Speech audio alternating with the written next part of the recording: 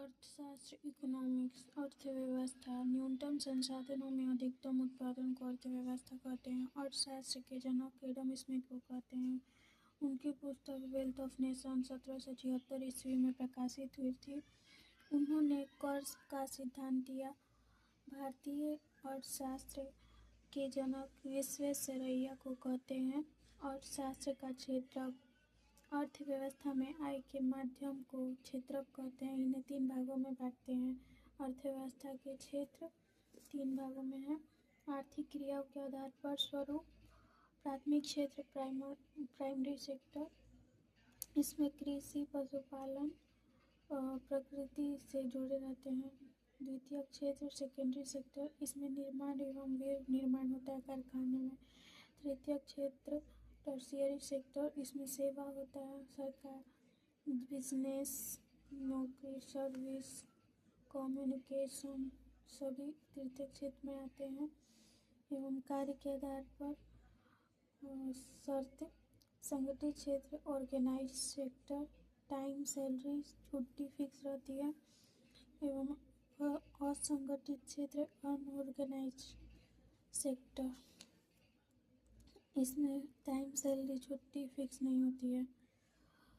स्वामित्व के आधार पर सार्वजनिक पब्लिक सेक्टर सरकारी और निजी क्षेत्र प्राइवेट सेक्टर, संयुक्त क्षेत्र joint sector PPP public private partnership, सहकारी कोऑपरेटिव। प्राथमिक क्षेत्र, जब आय का स्रोत सीधे प्रकृति से जुड़ा रहता है तो प्राथमिक क्षेत्र उसे कहते हैं। जैसे कृषि, पशुपालन, मत्स्य, खनन, जैसे कोयला, सोना, हीरा सरकार का होगा और जो बहुमूल्य चीज वस्तुएं होंगी वो सरकार की होंगी और ऐसे जिसका घर है उसका। द्वितीय क्षेत्र, जिसके भूमि है उसका। द्वितीय क्षेत्र, इसमें कारखानों को शामिल किया जाता है। इसमें निर्माण तथा विनिर्माण होता है, जैसे आटा चक्की, गन्ना मशीन, फैक्ट्री, सर्विस सेक्टर। तृतीय क्षेत्र, इसमें नौकरी, व्यापार, सेवा, दुकान को शामिल करते हैं, जैसे परिवहन, हॉस्पिटल, कोचिंग, नेता, खेल, कम्युनिकेशन, बैंक, शिक्षा, नौकरी।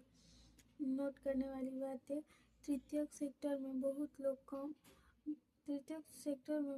लोग बहुत कम लगे होते हैं किंतु आय बहुत अधिक होती है। जैसे जैसे लोगों का विकास होता जाता है वह प्राथमिक क्षेत्र को छोड़कर तृतीय क्षेत्र में चले जाते हैं। भारतीय अर्थव्यवस्था के प्रारंभ में किंतु वर्तमान के समय में प्राथमिक क्षेत्र का योगदान मात्र 17% है। द्वितीय क्षेत्र का योगदान 29% है तथा तृतीय सेक्टर का योगदान 55% है। संगठित क्षेत्र, जिसमें नौकरी की शर्तें, छुट्टी, समय, वेतन तीनों ही निश्चित होती है, उसे संगठित क्षेत्र कहते हैं। जैसे बड़े कंपनियों में की नौकरी, सरकारी नौकरी। संगठित क्षेत्र में सार्वजनिक रोजगार, रेलवे तथा सेना में दिया है। असंगठित क्षेत्र, इसमें नौकरी का समय, वेतन तथा छुट्टी तीनों ही अनिश्चित रहता है। भारत में सार्वजनिक रोजगार असंगठित क्षेत्र में है। सबसे बड़ा असंगठित क्षेत्र कपड़ा उद्योग में है। प्राइवेट कृषि, दुकान। निजी क्षेत्र, इसके सभी क्षेत्र पर निजी व्यक्ति का हाथ होता है, इसे प्राइवेट पीवीटी कहते हैं। इसका मुख्य उद्देश्य केवल लाभ कमाना है। पूंजी के आधार पर सबसे बड़ी प्राइवेट कंपनी रिलायंस, जबकि क्षमता के आधार पर सबसे बड़ी कंपनी टाटा है। सार्वजनिक क्षेत्र, इस पर पूरी तरह से सरकार का अधिकार होता है, इसे पब्लिक सेक्टर भी कहते हैं।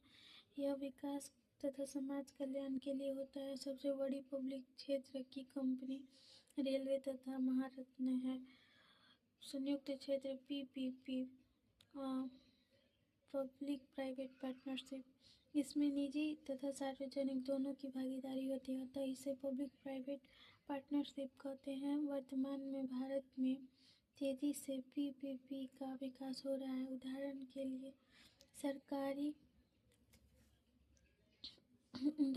लिए मेट्रो सरकारी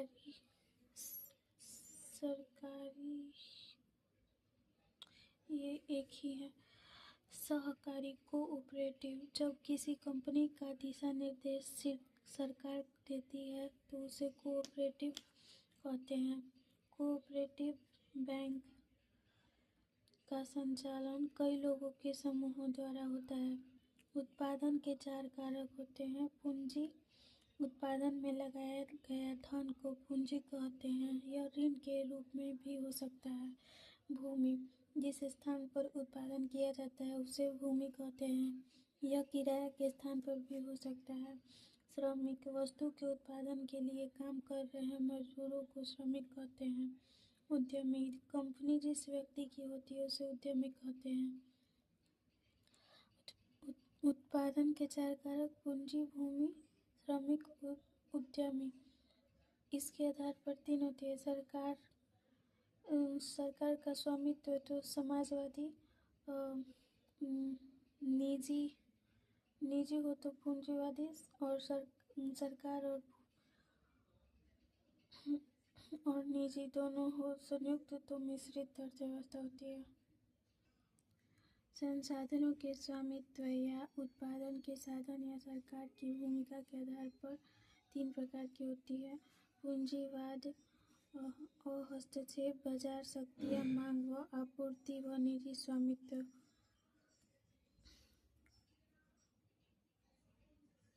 और अमेरिका, कनाडा आदि में यह लागू है। पूंजीवाद, समाजवाद, सोशलिस्ट इकोनॉमी, सरकारी हस्तक्षेप व स्वामित्व, government involvement, intervention and ownership. Cuba, Uttar Korea आदि इसे राज्य आधारित अर्थव्यवस्था भी कहा जाता है।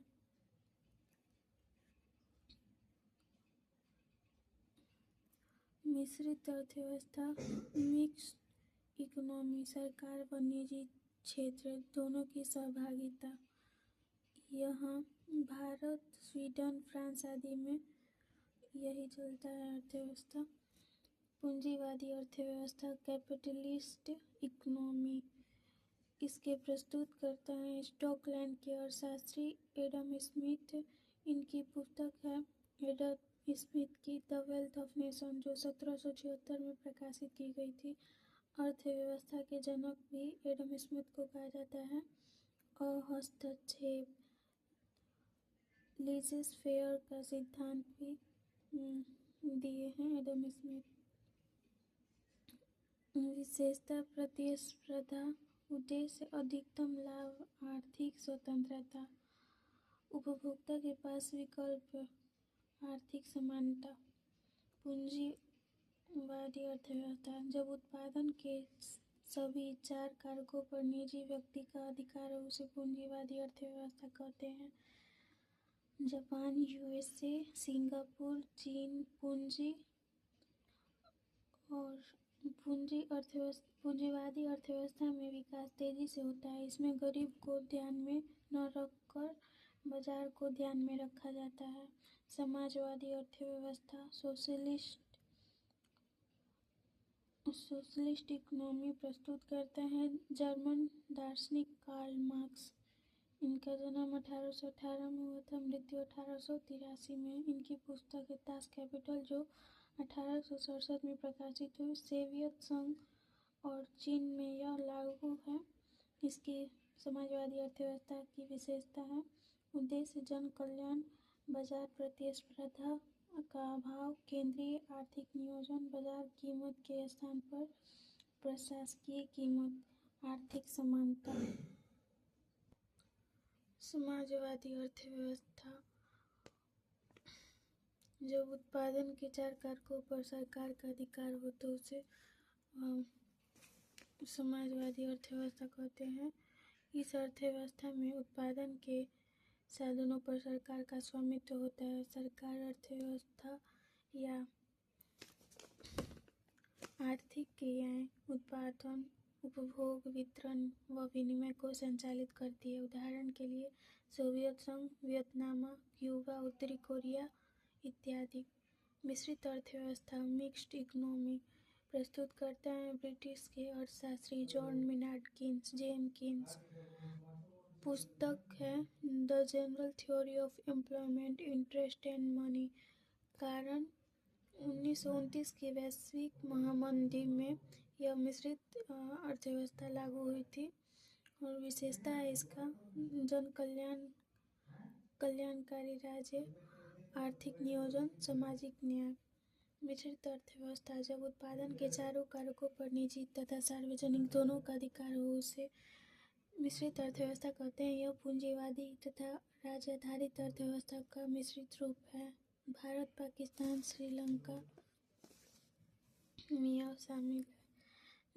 द्वैध अर्थव्यवस्था वैसी अर्थव्यवस्था जिसमें परंपरागत तथा आधुनिक विधियों का प्रयोग हो उसे द्वैध अर्थव्यवस्था कहते हैं। जैसे इंडिया,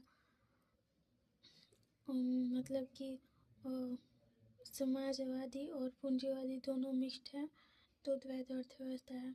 समानांतर अर्थव्यवस्था, काला धन अत्यधिक बढ़ जाने को समानांतर अर्थव्यवस्था कहते हैं। इसमें मौद्रिक नीतियाँ कम होती हैं। काला धन वैसा धन जिस पर टैक्स नहीं दिया जाता है उसे काला धन कहते हैं। काला धन की जानकारी सरकार को नहीं रहती है। मौद्रिक आय, किसी श्रम के बदले मिले धन को मौद्रिक आय कहते हैं। प्रयोज्य आय, डिस्पोजेबल इनकम, मौद्रिक आय में से टैक्स घटाने के बाद बचे धन को प्रयोज्य आय कहते हैं। यह पूरी तरह से व्हाइट मनी होता है। वास्तविक आय, रियल इनकम, प्रयोज्य आय में से देनदारी और ऋण भार को घटा देने पर जो बचता है उसे वास्तविक आय कहते हैं। महंगाई बढ़ने पर वास्तविक आय घट जाता है। नीतीश ने अनुराधा से 4,000 कर्ज लिए थे। यदि नीतीश की आय 1 लाख है तथा नीतीश पर 30% टैक्स है तो सभी आय की गणना। मौद्रिक आय है श्रम के बदले मिली है आय 1 लाख प्रयोज्य आय है और टैक्स मतलब 1 लाख में 30%, 1 लाख का 30% 70,000 वास्तविक आय होगा। 70,000 में से 40,000 घट गया तो बचा 66,000। 70,000 में से 4,000 घट जाएगा तो 66,000 आंसर बचा। जिससे राष्ट्रीय आय, नेशनल इनकम, किसी देश के अंदर सभी घटक सरकारी तथा निजी से मिलने वाले आय के योग राष्ट्रीय आय कहलाता है। राष्ट्रीय आय बाजार स्तर पर एनएनपी होता है। राष्ट्रीय आय एनएनपी माइनस अप्रत्यक्ष कर। भारत में राष्ट्रीय आय की गणना केंद्रीय सांख्यिकी संगठन करती है।